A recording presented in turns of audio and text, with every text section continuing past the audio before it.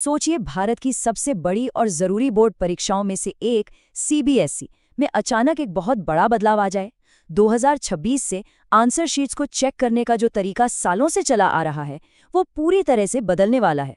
तो चलिए, आज इसी पर बात करते हैं और समझते हैं कि ये डिजिटल छलांग आखिर है क्या और इसका स्टूडेंट्स और टीचर्स पर क्या असर पड़ेगा। ये कोई छोटा मोटा अपडेट नहीं है, ये इवैल्यूएशन के एक नए दौर की शुरुआत है। और इसकी घोषणा इतनी अचानक हुई है कि इसने पूरे एजुकेशन सिस्टम में एक तरह की हलचल मचा दी है। अब इस बदलाव की सबसे चौंकाने वाली बात जानते क्या है? वो है इसका टाइमिंग। सर्कुलर आता है 9 फरवरी 2026 को और बोर्ड एग्जाम शुरू हो रहे हैं ठीक 8 दिन बाद, 17 फरवरी से। मतलब स्कूलों और टीचर्स के पास तैयारी के लिए मुश्किल से एक हफ्ता है। तो आखिर ये नया सिस्टम है क्या भला? इसका नाम है ऑन स्क्रीन मार्किंग, या शॉर्ट में कहें तो OSM। इसमें होगा ये कि क्लास 12 की सारी फिजिकल आंसर शीट्स को स्कैन करके डिजिटल बना दिया जाएगा और फिर टीचर्स उन्हें कागज पर नहीं बल्कि सीधे अपने कंप्यूटर के स्क्रीन पर चेक करेंगे। लेकिन सवाल ये उठता है कि आखिर इतने बड़े सिस्टम को बदलने की जरूरत ही क्यों पड़ी? तो बोर्ड का कहना है कि ये बदलाव पुराने यानी मैनुअल चेकिंग सिस्टम की कई सारी दिक्कतों को दूर करने के लिए किया जा रहा है।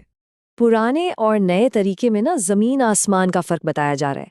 देखिए, पहले मार्क्स जोड़ने में इंसानी गलती का डर हमेशा बना रहता था, लेकिन अब सिस्टम ये काम खुद करेगा तो टोटल की गलती का चांस ही खत्म।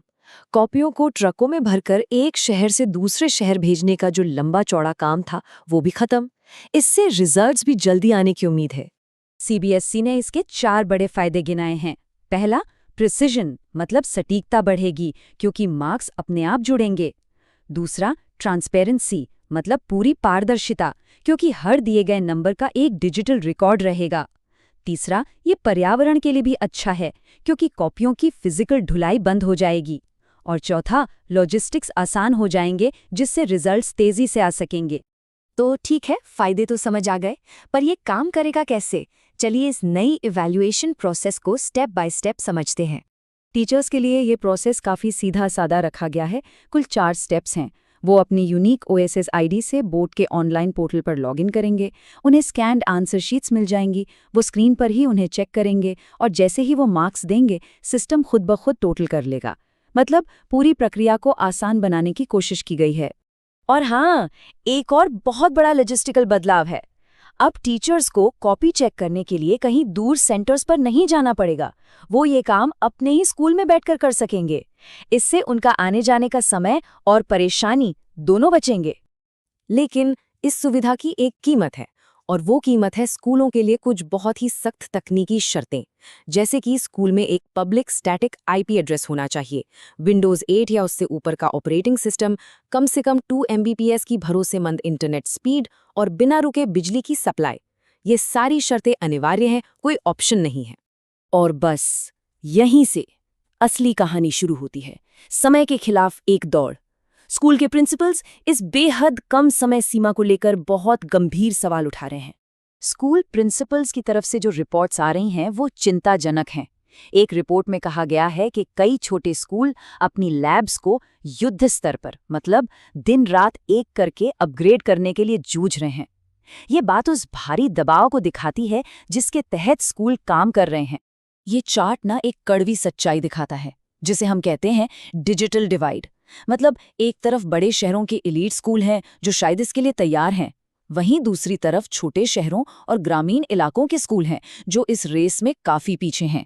ये जो इंफ्रास्ट्रक्चर का गैप है, ये एक बहुत बड़ी चिंता का विषय है। तो अगर हम टीचर्स और स्कूलों की सारी चिंताओं को एक जगह रखें तो 3 बड़ी बातें सामने आती हैं। पहली, तैयारी के लिए वक्त की भारी कमी। दूसरी, डिजिटल फटीग, यानी टीचर्स को घंटों स्क्रीन के सामने बैठकर कॉपियां चेक करनी होंगी, जिसका असर उनकी सेहत पर पड़ सकता है। और तीसरी, वही इंफ्रास्ट्रक्चर गैप जिसकी वजह से कई स्कूल तकनीकी तौर पर तैयार ही नहीं है। हाँ, एक जरूरी बात और, ये सारा बदलाव फिलहाल सिर्फ क्लास 12 के लिए है। स्थिरता बनाए रखने के लिए क्लास 10 की कॉपियां इस साल भी पुराने यानी मैनुअल तरीके से ही चेक की जाएंगी। तो हम कहाँ आके खड़े होते हैं?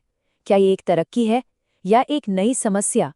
क्या ये एक कदम आगे है या फिर जल्दबाजी में लिया गया एक फैसला? इस स्लाइड में हम सिक्के के दोनों पहलुओं को देख सकते हैं। एक तरफ हैं सुनहरे वादे, सटीकता, पारदर्शिता और तेजी का वादा, तो दूसरी तरफ हैं जमीनी हकीकत की चुनौतियां, बहुत कम समय, टीचर्स की थकान का खतरा और स्कूलों के बीच बढ़ती डिजिटल खाई। तो आखिर में सवाल यही बचता है, क्या ये वाकई मूल्यांकन का भविष्य है या फिर ये एक ऐसी डिजिटल छलांग है जो शायद कुछ ज्यादा ही जल्दी ले ली गई है? इस सवाल का जवाब तो आने वाला वक्त ही देगा।